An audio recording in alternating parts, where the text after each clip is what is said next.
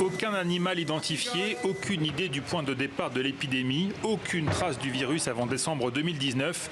En quittant Wuhan après 3 semaines d'enquête, les experts de l'OMS avaient reconnu que leurs conclusions n'apportaient aucune réponse définitive sur les origines de la pandémie. À peine s'était-il risqué à écarter l'hypothèse d'une fuite de laboratoire. Un incident de laboratoire est hautement improbable. 4 jours après, même ce semblant de réponse est balayé, et par le patron de l'OMS lui-même. Après avoir parlé avec certains membres de l'équipe, je souhaite confirmer que toutes les hypothèses restent sur la table et nécessitent des analyses et des études supplémentaires. En guise de pas de réponse définitive, l'enquête de l'OMS n'apporte donc au final aucune réponse du tout. Une fois rentrés chez eux, loin de Wuhan, les enquêteurs sont un peu plus loquaces. Le ton reste diplomatique, mais on comprend bien que les Chinois ne leur ont pas laissé accéder à toutes les données.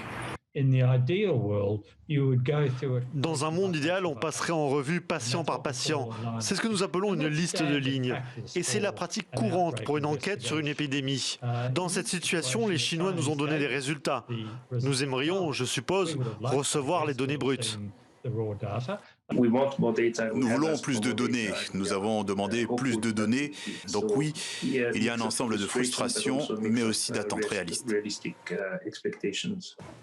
À Washington, la Maison-Blanche ne cache pas sa perplexité et demande elle aussi à la Chine de fournir plus de données.